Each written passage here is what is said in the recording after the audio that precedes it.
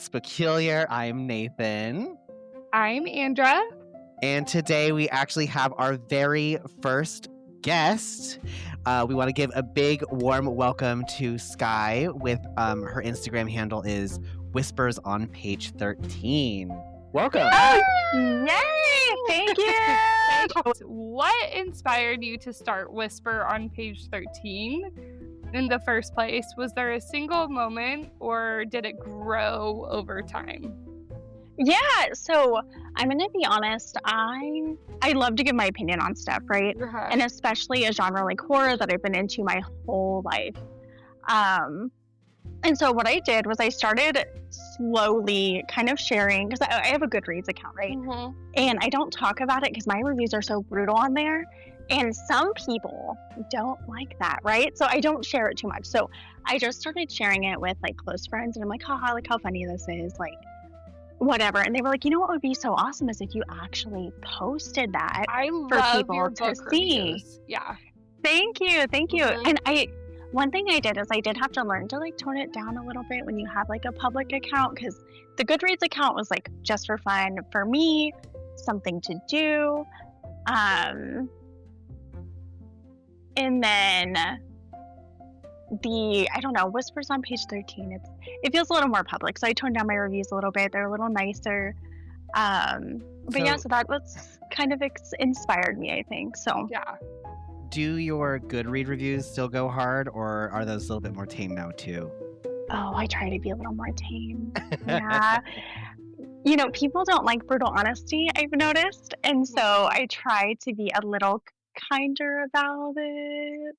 I don't know. I think you should do both, but just not have a Whispers on Page 13 doing it. I know. It's like really, yeah. They weren't like horrible, but like okay, let me tell you. There's this one book that I read that was so bad. And it was like really offensive to like I think like every community you could think of.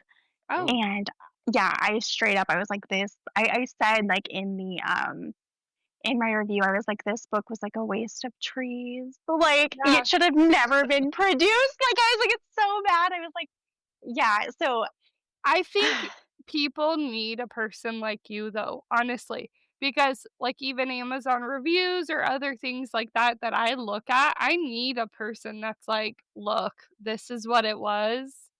Do you like this? Do you stand for this or do you not? And I think that's nice, honestly. I understand people get their feelings hurt, but there's people like me who don't review anything that's over there like, okay, I have a clear idea of what's happening here. oh yeah. With like my reviews, I like to read like a couple good ones. I read a couple middle ones. Mhm. I love my 1-star reviews. I love to read those. Yeah, and you're like, okay, is this a good 1-star or is it like, Yes. oh, they Mhm. didn't do this, so I gave them a 1 Yes. star? Because I that's need like the I'm like, substance. all right, that's a little bit meh. Or like a hotel in particular, and they're like, oh, the shower curtain was blue and I like a white shower. You know how people do that? I'm Yeah. like, okay, that's ridiculous. But like a full like in depth, I love that. Well, and my Um, thing is like, to be honest, it's like bring back critical reading, right? mhm. Like, and I see a lot of like accounts, and this is no shame to them. Like they've been doing this like so much longer than me. I started this account 2 months ago. Like, you know what I mean? But like I see a lot of accounts be like, oh no, you should never leave like a bad review. Like it's just a book just isn't for you. And I'm like, no, I'm like, there is such thing as bad reviews. You should be able to express that and you should be able to voice that and say, hey, I don't like this book. I Yeah. don't think it was written well. The plot holes don't make sense. Yeah. Now, should you be like brutal and be like, oh, this author should never write again? No, because at the end of the day, that's someone's dream. And I don't think you should like completely, make them feel horrible. But again, bring back critical reading. We don't need to be like so soft about everything. We Right. can leave a real honest review because Mhm. I'm not going to recommend a book to somebody that I didn't like myself. And if I No. didn't like it, you know what I mean? Yeah. And if I Yeah. didn't like it, I'm not going to be like, oh, it just wasn't for me. Like, no, like it was objectively, okay, no, subjectively a bad book. And I'm going to let you know before I recommend you to read. Does that make sense? Yeah. No, Absolutely. it totally does. There's an author that I don't want to read anymore because there's nothing to the imagination for me. It's literally like just a conversation that I'm reading, and I'm like, nope, I don't like that. Mm-mm-mm-mm. I Oh, find yeah. it's too easy to read, and you don't have to think about it. It doesn't. It's just words on paper. right? Oh, I love absolutely. Brandon Sanderson, and this is somebody that's, like, a lot of people talk about, but I loved Mistborn, but I'm struggling through the 2nd book. But there's things I love, and that's critical reading. I love the 1st book for this timeline, this scenario that's happening, but then this book, I get it, it's like background. It is so much background that I'm like, "Okay, can something happen?" I'm over 3/4 of the way through this book, and I feel like nothing has happened. Oh god, that is the worst. That's the worst. Mhm. It's like, how many more, like, describing pages do I have to read? It's like, I Mhm. think by now I get what the environment is, I get that the character's going through some stuff, like, let's pick up the pace a little bit. So, no, I get that, and that's an example of something that's a really good thing to put in a review and be like, Mhm. "Hey, like, this just wasn't for me, maybe tone that down." Because like, I know that I've Right. done that. There is an amazing horror author, but, like, sometimes his pace is just so slow and there's too Uh-huh. many details where I get bored, and I Yeah. think Mhm. it's really great for, other people who are looking to Right. read that book to realize Yeah. that. It's for somebody possibly. Exactly. Yeah. Exactly. Why page 13? Is there a story, like, on the number or, like, the whole thing whispers on page 13? Why did you choose that? Oh, I wish I could give you something really cool, but I just thought it sounded nice. Yeah, I really like it, actually. It's Thank very you. it's mysterious, and I was like, "Why whispers on page 13?" Yeah. Oh, yeah, well, I'm glad it's not something, like, so crazy. I'm glad you're like, "It's just nice," 'cause we chose the same thing with That's Peculiar. If you had a whole story, I'd be embarrassed. exactly, yeah, I don't have, like, any story behind it, I don't have any, like, cool lore, it's just, like, I was, like, sitting there, and it was me and my boyfriend, and we're just sitting there one night, and I was like, you know, I told him, I said, I was like, I think I really want to like make this book review page Mhm. like a thing. I was like, but I don't want to have like something lame. I was like, so can you help me like brainstorm? And we just sat there for like an hour just writing down different combinations of like words, like things that didn't even make sense. Like, let's be honest, does Whispers on page 13 truly make sense? No. But it sounds really cool and It it won. does. I It don't know, does. I think it does make sense, though. I really like it.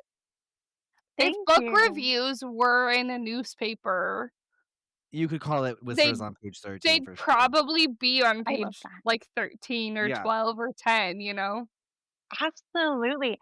Well, because I know that, like, 13 is it is considered bad luck, Mm, to some for a people, lot of, yeah. like yeah, for a lot of spiritual people, and so I think that is also, like, a really fun tie into it if you're Yeah. looking from the paranormal aspect, but, like, that was a total afterthought. Like, I just thought of that right now. I actually Stop want to it. ask you, so I noticed you're, branching out into spiritual witchy stuff, and I noticed you also posted that you're a little timid to do this. Yeah. That was not your intended goal? You were just going to do book reviews? Yeah, yeah, and, what really got me wanting to do it was I would post every now and then on my story of different um, spells that I had done, or like little blurbs or reminders for people who do practice too. Mhm. Um, and then one of my friends, actually a fellow creator that I had met through Instagram, had reached out and she's like, you know what you should start doing? You should start posting like your magic. Like, that'd be really cool. Like, post the rituals you do. Yeah. So I did a poll in my story and literally nobody said no. So I was like, you know what? I guess people are I interested. said But yeah. I was gonna say, I'm pretty sure I saw that you guys voted, so Yeah. I was really excited to do it, but my biggest hesitation through all of it is people like it's like people think like if it's not their way, then it's Mhm. wrong, and I'm like a very firm believer that when it comes to magic, especially if you're not doing like how do you say this? Like a Traditional?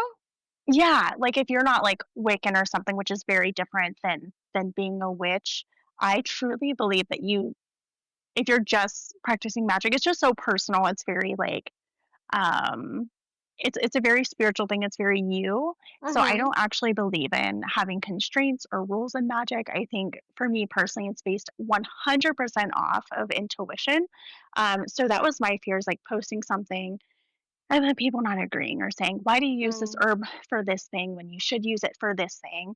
When I don't subscribe to that belief system. right. When I think, like I said, I think it's just a very personal thing. So some people may use rosemary for prosperity, but what if I want to use it for protection? You know what I mean? And Well, that's I the didn't whole want that study behind battle. it. There's a lot of herbs used for several different things, and you're not wrong for your way.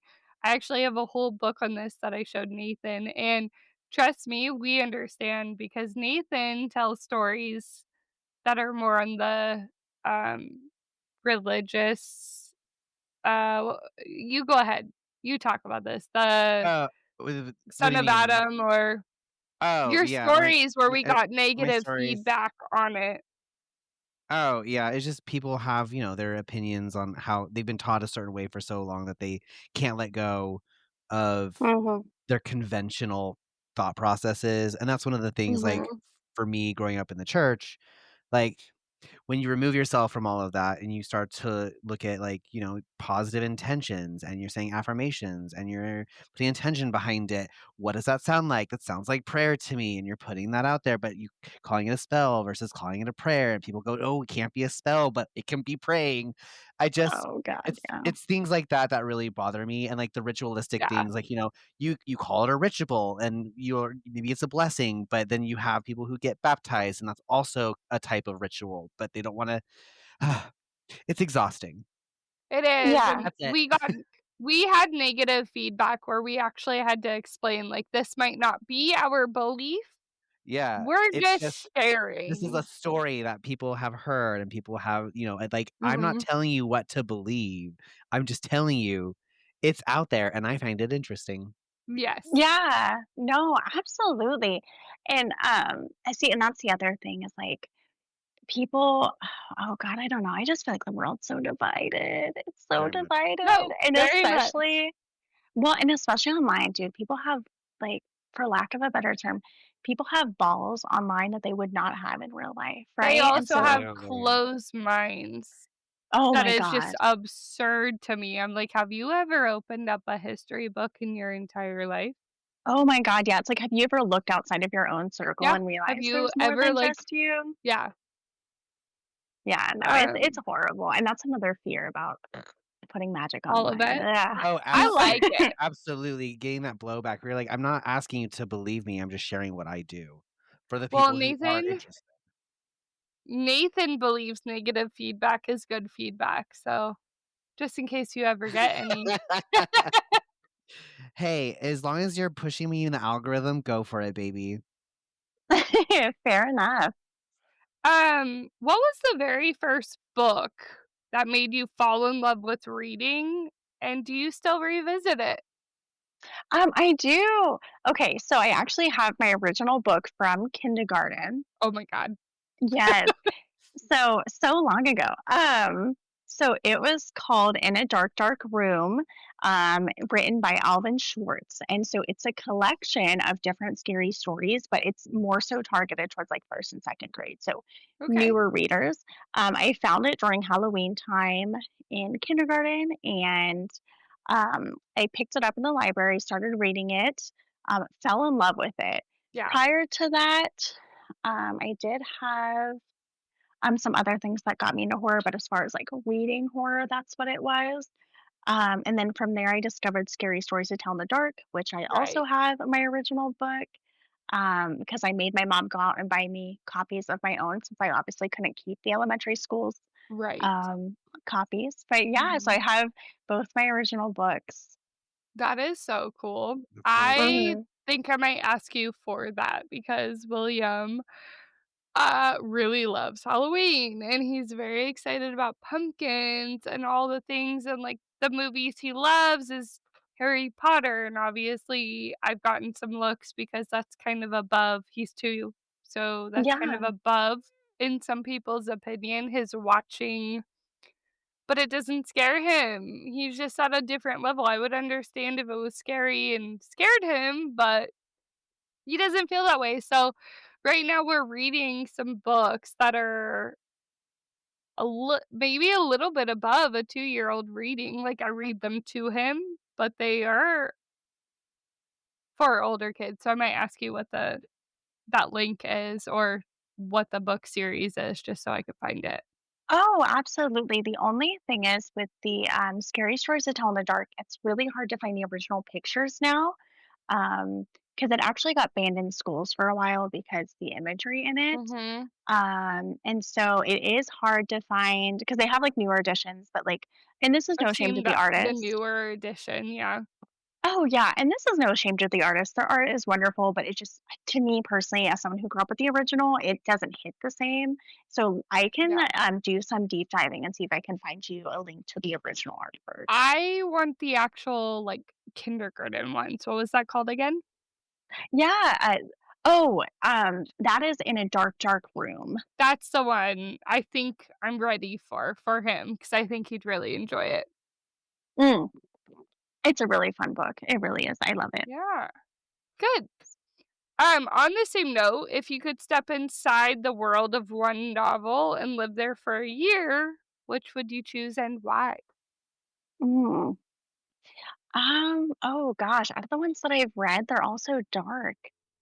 Oh no, Mhm. I don't think any Would of you them. live in one? No. No, not at all. You just They like to are, read them?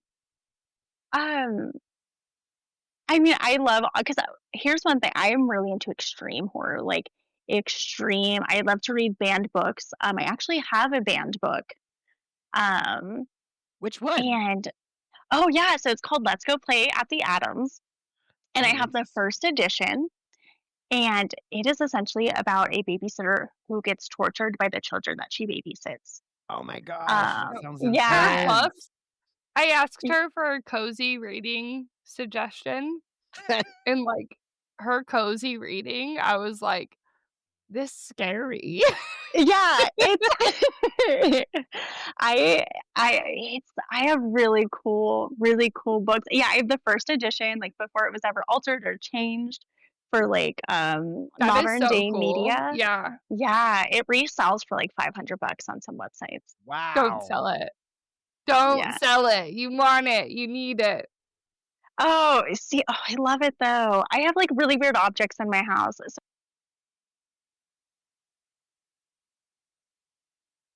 That's Yeah. fun. Uh, Yes. Her timing is impeccable. okay, I have one last question, I'm and then we'll dive into it. Do you have a favorite cozy reading ritual? Candles, tea, spooky playlist that feels almost like casting a spell? I wish I could say I did. I have I have really bad ADHD, so like different sounds will distract me really bad. So as much as I wanted to do like a really fun atmospheric playlist that really goes to the vibe of the book, I'll get distracted by all the sounds. And so really, I mean, other than just kind of like curling up on a rainy day and in a blanket, reading a book, I mean, that's really it. Simple but simple Yeah, effective. Yeah. it works. Yeah. Yeah, I sometimes Okay. I'll try to find like a mood on YouTube or something, and then I just can't. I get so It's distracted. Yeah. funny. I read The Hunger Games listening to Death Cab for a Cutie. And now when I listen to Death Cab for a Cutie, I think of The Hunger Games. So I'm not with you 2 on that, but it is what it is. So, are you ready to dive into the episode and we'll see how it goes? Yes, Yeah. we're ready for this. Okay. And just in case, actually, let's just do this. Just in case she ends up disappearing, it's her internet, and we'll just say goodbye now. But we think she'll have an episode for you if it works out. I hope so. Yeah, we all hope so. I think that's Why Like, are you we doing could always this? retry a different day, God forbid if it That too. doesn't work, but Yeah, that too. That's what I was thinking. We could do a different day. Yeah, we just post on Fridays, so we could always just do your episode. We'll see how it goes. Okay, so this is a famously insane episode. Welcome back to Peculiar, and this has like been a fun little get to know you. And now we're diving into famously insane. Woohoo! We are talking about Sylvia Plath. I'm talking about Sylvia Plath. Yeah. So, my fun fact, did you know that Sylvia Plath, her very first poem was published when she was just 8 years old? What? It Okay. appeared in the Boston I know. It appeared in the Boston Herald on August 10th, 1941, and was a charming little verse about summer rain. Most children are just drawing pictures or playing outside to express themselves, but Sylvia, even then, seemed destined to communicate through words. oh, whoops, Mhm. sorry. That's okay. That is a very talented 8-year-old. I wish I had the I Yeah. wish. talent of a pencil at 8 years old. 8 years old, I was good artistically, but not through words. No. Um, so Sylvia Plath was born on October 27th, 1932 in Boston, Massachusetts. Her father, Otto Plath, was a German immigrant and respected professor of biology, and he specialized in entomology, the study of insects. Mm-hmm. He even wrote a scholarly book on bumblebees. But Otto wasn't just a scientist in Sylvia's imagination. He became a towering figure, authoritarian, and almost mythic. This comes up later. Okay. Right now. Otto died Just in kidding. Let me tell you. 1940. He died in 1940 from complications of untreated diabetes. Ugh. Sylvia was only 8 years old. So the loss shaped her forever. In her poetry, she often returned to her father as a symbol, sometimes godlike figure, Okay. sometimes a ghost she could not stop addressing. The death fractured her childhood and created a wound that became one of like the central hauntings in her presence. Okay.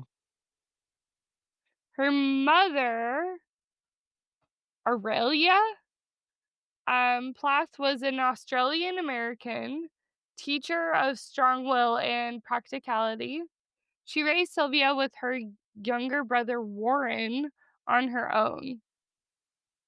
Aurelia encouraged Sylvia's writing and education, but their relationship was also strained. In later years, Sylvia's journals revealed ambivalence, resentment, and guilt about her mother. Oh, interesting. By the time Sylvia entered adolescence, she was known as a brilliant and ambitious student. She also excelled in and earned scholarships and then was published in the local newspaper. Now, this is gonna sound really bad of me. Give me some Sylvia Plath work that I can remember so I know who we're talking about. Okay. Um, so she's a poet, and I'm not so sure. Do you like poetry? Yeah. Okay. In high school, I tried to memorize The Lady of Shalott. Like, I went for it. I got pretty far too. I got like Uh, halfway through, but then I like lost it. she did Lady Lazarus. That's probably the one I know the most, Okay. but she did a poem, Daddy, Tulips, Elm. She did Ariel, Okay. um, Poem for a Birthday. Do you recognize any of those? Some of them are ringing bells. Thank you. Yeah, Lady Lazarus is probably to me, the one that I know the most. Okay. So, fast forward to 1953. Sylvia had been excelling at Smith College, a prestigious women's college in Massachusetts. That summer, she was selected for an elite guest editorship at Mademoiselle magazine in New York City. I have a thing with pronunciations, just so you know. I think you're doing so good. I was afraid I'd have to help you. Yep. For young women, it was the dream job working in fashion journalism, surrounded by glamour, ambition. But Sylvia experienced it differently. She views the month was a nightmare in silk. She felt alienated among the other interns, suffocated by the social wit, and deeply disenchanted with the glittering world that the others envied, which I feel is very interesting of her. Oh, She's like, wow. she was like, Yeah. I really don't want to be here. This is so it's like any kid that's never quite fit in something that somebody thought was so glamorous. Yeah, and you're I like, remember once I made the cheer squad and I was like, "Ugh, I don't want to." mistakes were made. Mhm. My mom forced me to go to the cheer summer camp because my sister was going and she didn't wanna get a sitter. I made the team and my sister didn't, Ooh, and I didn't like it, and yeah, I know. I Oh, think sorry. it Jesus. still haunts me to this day. So that same summer marked her first major depressive collapse. It was overwhelmed by exhaustion and despair. Sylvia attempted suicide by taking an overdose of sleeping pills Wow. and hiding beneath her house. Hiding Oh, beneath the house? she Mhm. crawled under there. Oh my goodness. Yeah, Literally, like, in, like, a crawl space type of deal, like, underneath, like underneath, yeah. So, Wow. like, yeah, crawl space. The search oh, for her lasted days. Days. She sur Yeah, she survived, but was hospitalized and underwent ECT, electroconvulsive therapy. Wow. Yeah, electroconvulsive therapy. oh, gosh. The That's, old ways of doing stuff was brutal. Oh my god. Mhm. though, sometimes the lobotomy sounds great. Oh my No god. thanks. I think a lot of people need them nowadays. I'll take Yeah. one. The experience was transmuted into fiction a decade later in her novel, The Bell Jar. This was written actually under a pseudonym, Victoria Lucas, and published in 1963, but it was Interesting. Sylvia Plath. Yeah. Why the pseudonym? Um, Unclear. I don't know about why the pseudonym. In 1953, Sylvia won a Fulbright scholarship to study at Cambridge University in England. There, she met the tall, magnetic poet Ted Hughes. He's a student at the time. Mhm. The story of their meeting is famous. They passionately kissed, and Sylvia bit him hard enough to draw blood. Oh my And gosh. within 4 months, they were married. Love at first bite. I was Yep. gonna say, jeez. To the outside world, they seem like literary power couples. Both were rising stars, publishing, teaching, and reading poetry. They had 2 children, Frida in 1960 and Nicholas in 1962. They lived in Devon, kept bees, and wrote. But beneath the surface, their marriage was tumultuous. Hmm. Sylvia adored Hughes, but also struggled with his dominating personality and affairs. Oh, dang. Jeez. Yeah, in 1962, she discovered that Ted was having an affair with, it looks like Asia, but I think it might be Asia. Probably Asia. Weevil. It's Assia. Oh, it could be It Asia. looks like Asia, but I think it might be Asia. Weevil. the wife of a friend. Oh, So he was having an affair with a friend's wife. Oh my dang. god, So what a dog. That's I know, what very, an asshole. very close Yeah. quarters. Good lord. Sylvia was devastated. Their marriage obviously collapsed, and she was left to raise her 2 children mainly alone. The betrayal, though, coincided with one of the most astonishing bursts of creativity in modern literature. In the last months of her life, Sylvia produced the poems that would make up her collection Ariel, which is the books of poems. Okay. Um, these were all like searing, surreal, theatrical, and unforgettable. Sylvia Plath's late poems are the reason she is often called a haunted writer. So, number one, Death Okay. and Resurrection. Poems like Lady Lazarus imagine a speaker dying and coming back over and over. Number two, Domestic Objects turned uncanny. Sylvia used the everyday bees in a hive, rising in the oven, children's clothes as symbols of comfort and dread. Okay. So it's like the ordinary became charged with like a menace feeling. Yeah. She also used historical shadows. She borrowed imagery from the Holocaust, World War II, um, basically anything that described personal anguish. Okay. This was controversial, but it also gave her work kind of a haunting That feel, that, vibe to yeah. it. Hmm. Yeah.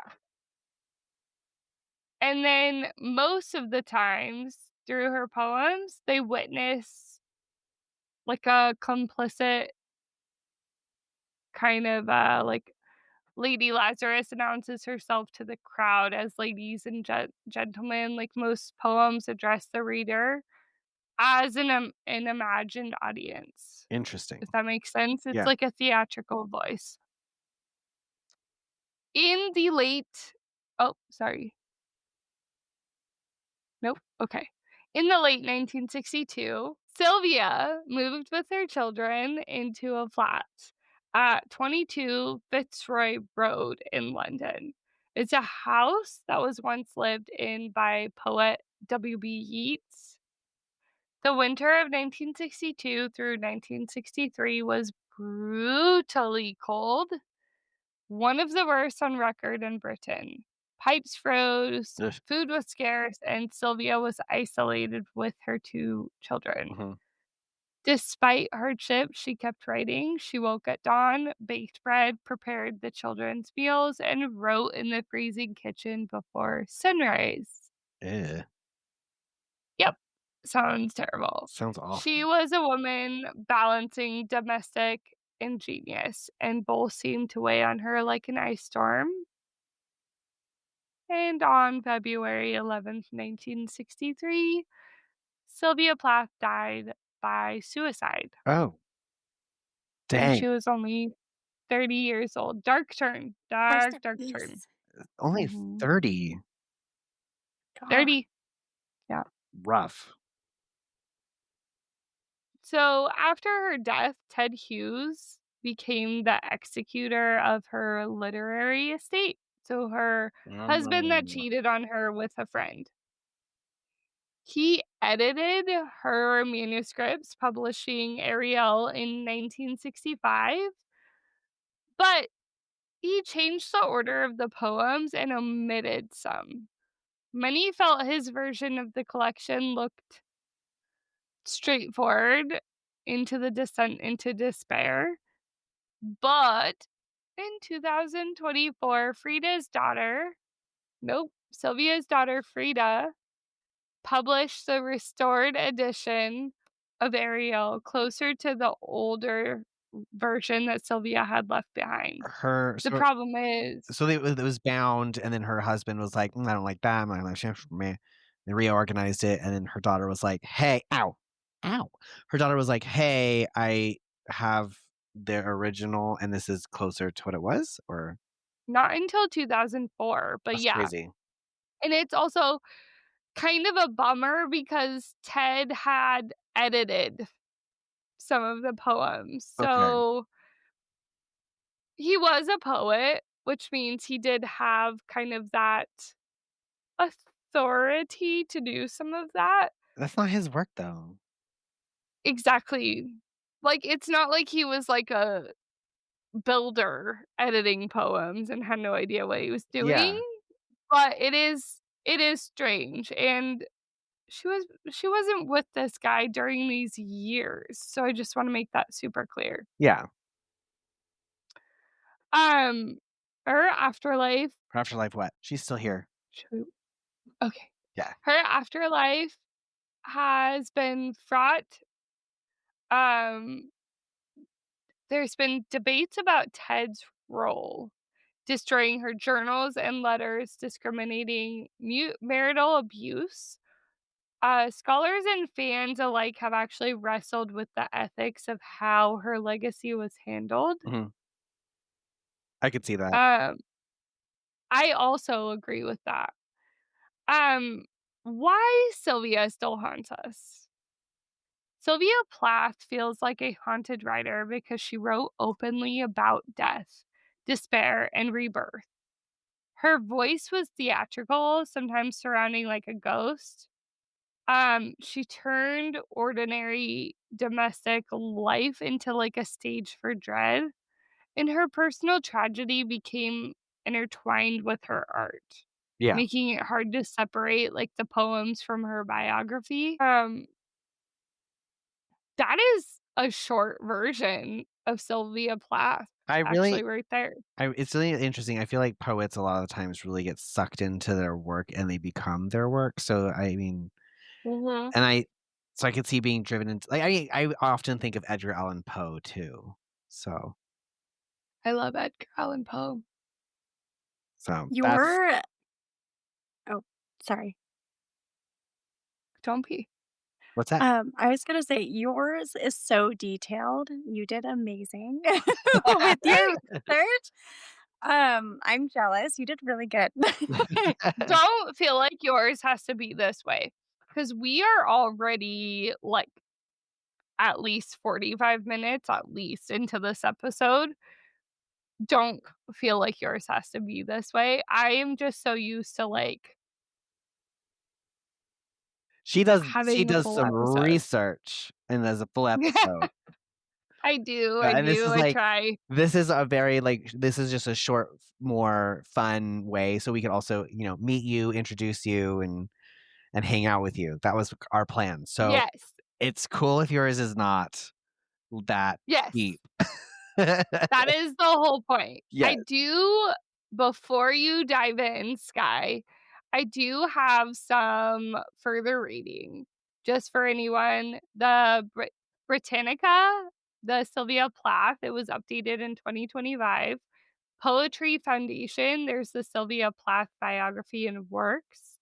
The Bell Jar, which is 1963 by Victoria Lucas. Obviously, read that. That's her pseudonym. Mhm.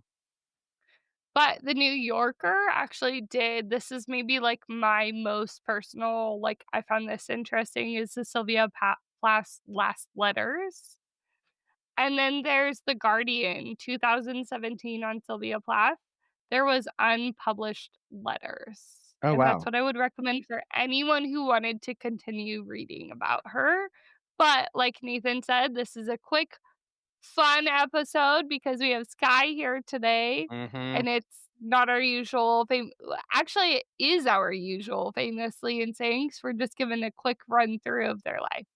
Yeah. Well, I think you did amazing, and you covered Thanks. so many good points. You have, like, her whole life. Thank Um, you.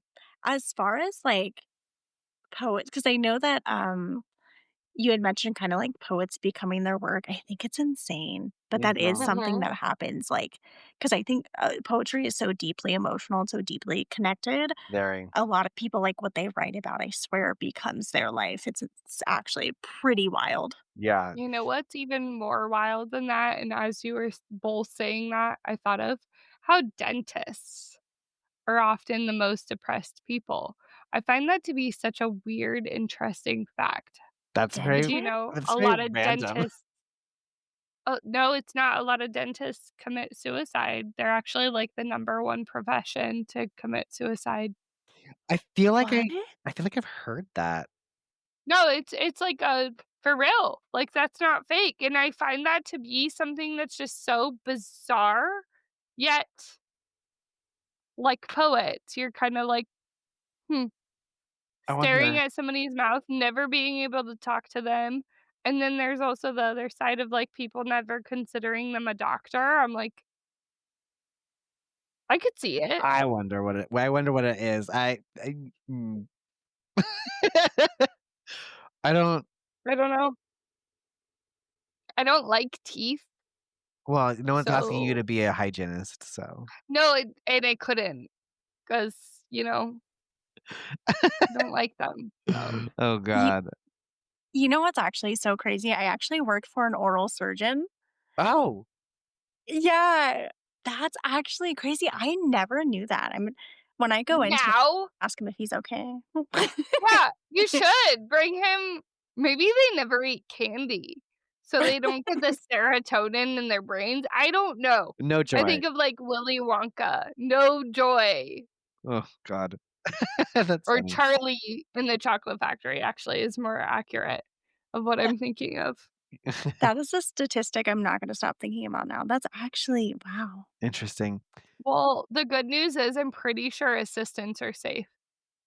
Oh, well, I'm just front desk, so Reception. You Hello. are definitely safe. Hello, how are you? I'm happy to be here. That would be the funniest thing. I would love it if I called the dentist office and they were like, "Hi, this is Sky. I am happy to be here today. yeah. The Like, doctor we're not so sure about though. we're I'm the checking in on happiest the person doctor." here. I'm the Oh god. happiest person here. All right. Well, Sky, who do you have for us today? Or Oh. I have George Hem. I think that's how you say it. George This could Hem. be completely wrong. Okay. we like George Hem. Oh, have you heard of George? No, I've never have. I just like that you're calling him George Hem and I say everything else wrong. So, Well, it's spelled Gorg, so no E, Okay. and then Heym. So I think it's Hem, where is he right? from? He was born in Poland on October 30th, George. 1887. I think it's George. George. Perfect. George. George. But I think it Well, I think it has a little if to it, like a little George.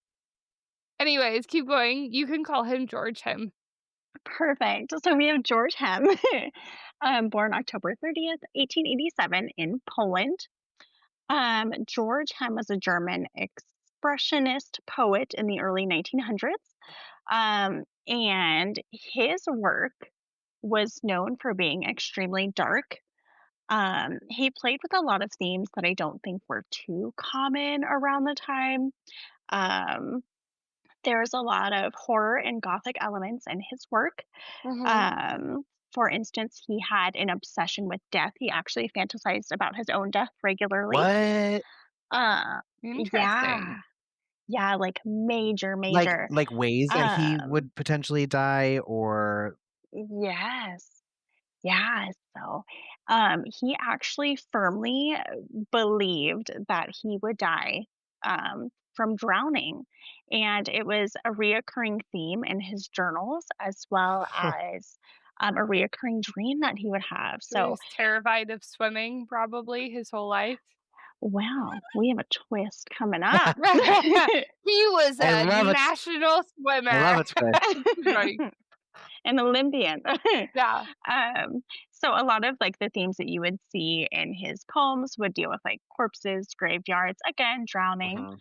Um, Death isn't just present in his work; it really does dominate. Mhm. Um, he also had what I would describe a personification of horror. So for instance, death would be described as its own entity, as if it was a character in a Oh, story, okay. not just an event that Oh, happened. interesting. That's like, Yeah, Harry Potter actually does that. In the Deathly absolutely. Hallows, where they're talking about the Deathly Hallows themselves and how death came to collect them after their life. Hmm. Absolutely, absolutely. Kind of like that like Grim Reaper feeling, you Yeah, know what I yeah. mean? Mhm. Yeah, as if it's like its own separate character.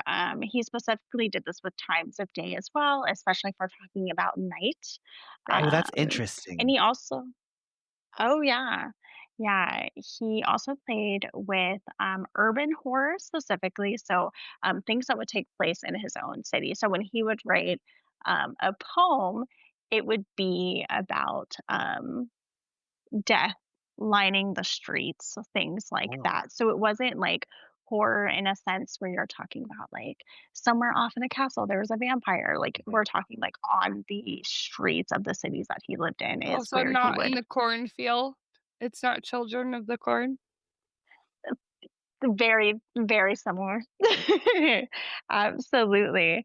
Um, so for instance, like he would talk about like finding like dead bodies Okay. lining the roads. Yeah, things like Oh, that. I don't know how I'd feel. Like I don't know how I'd feel about that. Reading that, like about my own town and people, and Yeah. oh, And you're, it's like, like talking about stepping over bodies. There's actually a lot of historical books, history books, sorry, guys, that talk about, like, in that kind of era when, like, medieval times, they'd throw their laundry water out, and everybody would get sick, and there's, like, bodies lining the streets, and then they'd throw them in, like, the wagon to get pulled away and, like, burned or whatever else they did with them at the time. That reminds me of that. That's so interesting. oh, absolutely. I mean, especially if you're depending on where you were at geographically at the time, like in the late 1800s, early 1900s, um, death was such a prominent thing, and I don't think it was feared like it Mhm. is today. mhm. And so I think it was definitely embraced by a lot of people, but especially Right. by this guy. George was like, he was all about it. He was all about it. Um, and so some examples of some quotes directly taken from his poems. Um, the corpses lie in the streets pale as chalk. So that is another example of that imagery that he uses with his obsession Oh, Wow. with death. Yeah. Or another one is death walks through the city, heavy steps echoing. Mm. Yeah. So um let me see here. And then oh, okay. So here is something pretty crazy. So in the beginning, I did mention his obsession with drowning. yes. Well, at just 24 years old, he actually did drown. He was, What? which is crazy.